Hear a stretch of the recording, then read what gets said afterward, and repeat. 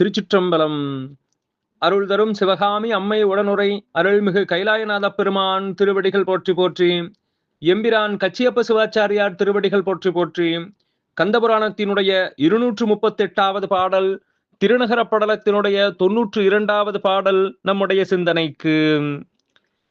சிறந்திடும் மதியும் ரவியும் ஆழ்க ஜெகமெலாம் தனதொலி பரப்பி அறம்புரி காமகோட்டி மந்திரத்துள் அம்மை வாழ் பிளத்தினுள் அழியாது உறைந்திடு தூண்டா விளக்கமுன்று உதித்த உயிர்த்தொகை இறந்திடா இடமுன்று இறந்திடும் உயிர்கள் பிறந்திடா இடமுன்று எம்பிரான் இருந்த ஈரிடமே.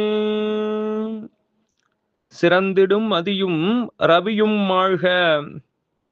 அங்கே சிறப்பு மிக்க ஒளி பொருந்திய சந்திரனும் சூரியனும் தங்களுடைய ஒளி மங்கும்படியாக செகமெல்லாம் தனதொளி பரப்பி, இந்த உலகமெல்லாம் தன்னுடைய தவ ஒளியை பேரொளியை பரப்பி அறம்புரி காமக்கோட்டி மந்திரத்துள், அங்கே 32 அறங்களை செய்வதற்காக உமையம்மை வந்து இருந்த அந்த காமக்கோட்டம் என்கின்ற திருக்கோயிலில் அம்மைவாள் பிழத்தினில் அழியாது உறைந்திடு தூண்டா மணி விளக்கம் ஒன்று, அங்கே காமாட்சி அம்மை வீற்றிருக்கக்கூடிய அந்த பிளம் என்று சொல்லக்கூடிய அந்த திருக்கோயிலினுடைய கருவறையிலே அழியாது உறைந்திடு தூண்டா விளக்கம் ஒன்று, எப்போதும் அணையாது ஒளிவிட்டு கொண்டிருக்கக்கூடிய தூண்டாமணி விளக்கு ஒன்று இருக்கின்றது.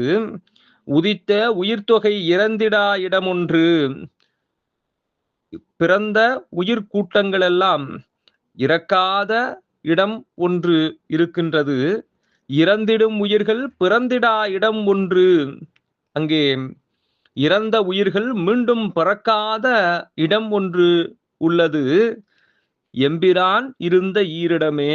இந்த 2 இடங்களும் சிவபெருமான் வீற்றிருக்கக்கூடிய இடங்கள்.